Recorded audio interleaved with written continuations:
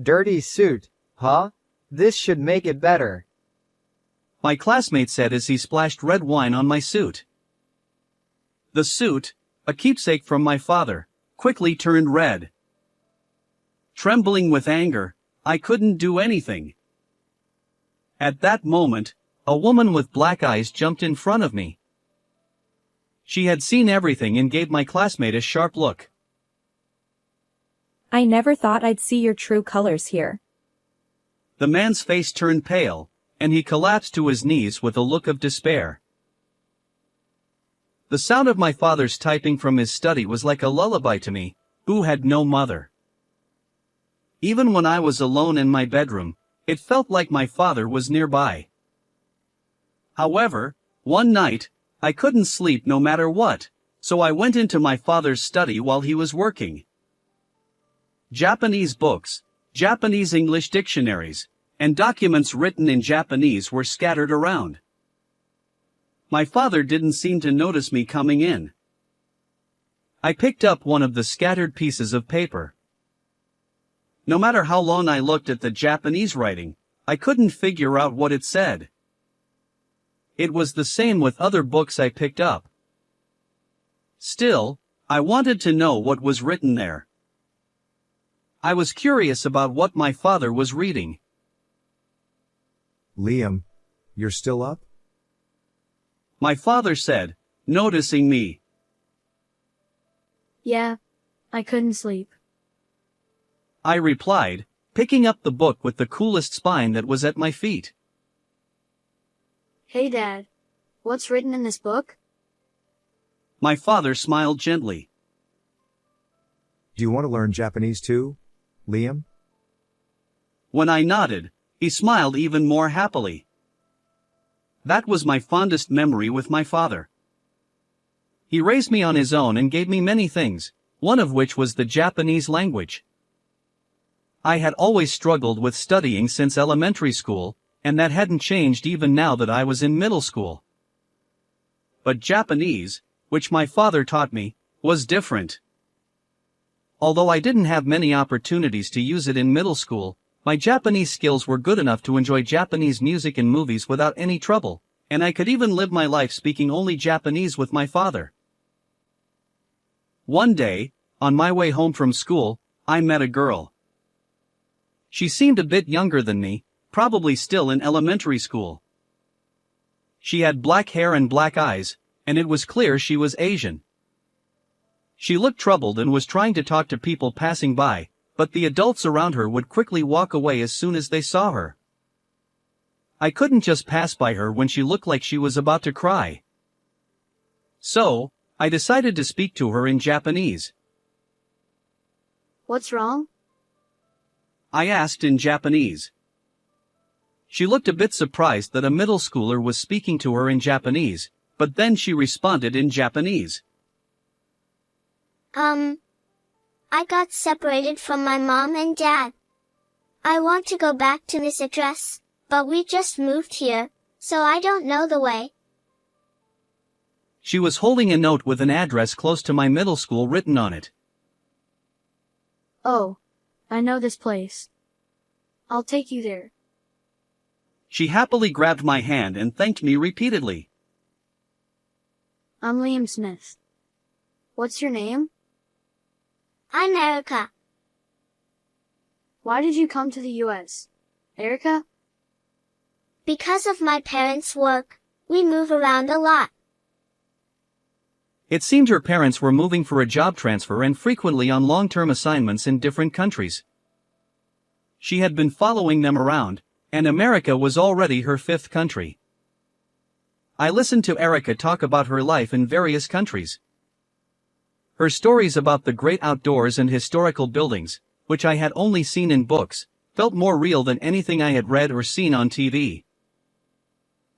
That must be tough, moving around so much at your age. Erica gave me a bright smile. Not at all. Every country has its own interesting and wonderful things. I'm happy with my life now. As we talked, we arrived at her house. Both Erica and her parents thanked me repeatedly, bowing their heads. On my way home, I kept replaying her stories in my mind. Her tales of living in different countries and the allure of unknown cultures sparked a desire in me to pursue a career that involves traveling abroad. A few years later, after graduating from high school, I got a job at a travel agency. Due to family circumstances, I couldn't travel abroad as I wished, so I chose this job to help others experience the joy of traveling overseas. Also, dreaming about foreign countries was the only thing I could pour my passion into, as I was not good at studying. Work, as expected, was challenging. At first, I didn't understand much and was constantly scolded by my seniors. I struggled to properly guide customers, and there were many hardships. However, after a few more years on the job, I got used to it and saved up some money. I started thinking about traveling abroad myself. It was around that time that my father passed away. Having raised me on his own, my father had pushed himself too hard. Over the years, his body visibly thinned, and his healthy complexion gradually faded. Even after I got a job and became independent, my father continued to work without showing any weakness. His overwork likely took its toll. My father had given me many things, including the ability to speak Japanese, when I was young. This time, he left me with one more thing, an old-fashioned suit. Though worn, it was meticulously cared for, with no holes or frays. Despite its age, it symbolized my father's unwavering dedication to his work. When I found the suit while sorting through his belongings, I decided to keep it as a memento. I resolved to wear it during important moments in my life from then on. Years passed since my father's death. Before I knew it, I was 30 years old, about the same age my father was when I first became interested in Japanese. At the travel agency where I worked, I had risen to a decent position and had subordinates. I wondered if I had become the kind of man who could wear my father's suit with pride. Just as I started thinking that way, a letter arrived in my mailbox. It was from a high school classmate, informing me of an upcoming reunion. Despite my struggles with studying, I had fond memories of high school. Even as a child, I would stay out late playing with friends, trying not to worry my busy father. There were a few friends I was eager to see again. I marked my attendance and looked forward to the reunion day. On the day of the reunion, I pondered what to wear. In the end, I decided to wear my best outfit, my father's keepsake suit. The venue was already bustling, and everyone still had traces of their high school selves. Having started working right after graduating high school, I rarely had the chance to chat and drink with people my age. I was excited to join the circle of my old friends. Liam, is that you? I heard a voice from behind and turned around. A man in an expensive-looking navy suit with an obnoxiously flashy gold watch was looking at me, swirling red wine in his glass. It was Michael. He wasn't a friend. In fact, he was a guy who always picked on me in high school. For example, he knew I was terrible at everything except Japanese, and when test results were returned, he would come to my seat with his high-scoring paper and say, "Hey Liam, what did you get?" Without waiting for my answer, he would snatch my paper and loudly announce my near-failing score to the whole class. Yet, when it came to returning Japanese test results, where I excelled, he wouldn't move an inch from his seat. I also remember gym class. During a soccer lesson, when Michael was on the opposing team, he would pretend to pass the ball to his teammates but deliberately hit me with it multiple times. Even when the teacher finally reprimanded him, Michael showed no remorse and just gave me a spiteful grin, which was a humiliating memory. The strangest thing about Michael's behavior in high school was that I had no idea why he targeted me. I wondered if I had somehow hurt him, but apart from the incidents I mentioned, I had almost no interaction with him. I thought his attitude might have softened at the reunion, but that wasn't the case. Still got that pathetic look on your face, huh? You look like a dumb, poor loser. Michael said, running his hand through his hair and flaunting his obnoxiously flashy gold watch. I had heard that Michael's father was the president of a hotel chain with locations all over the United States. In high school, he used to brag about how he would take over his father's company and become the president. Another annoying rich man looking down on the common folk. I tried to keep my emotions in check and handle Michael calmly. "What's up, Michael?" That's quite a way to greet someone you haven't seen in a while. What's wrong with calling a poor person poor? He sneered. "Why do you think I'm poor?" I asked, getting a bit defensive. He laughed through his nose. Because you're wearing that old, shabby suit. He said, pointing at the suit I was wearing. It was my father's keepsake suit, something incredibly precious to me, but to someone who didn't know its significance, it probably looked old and worn. Enough about the suit.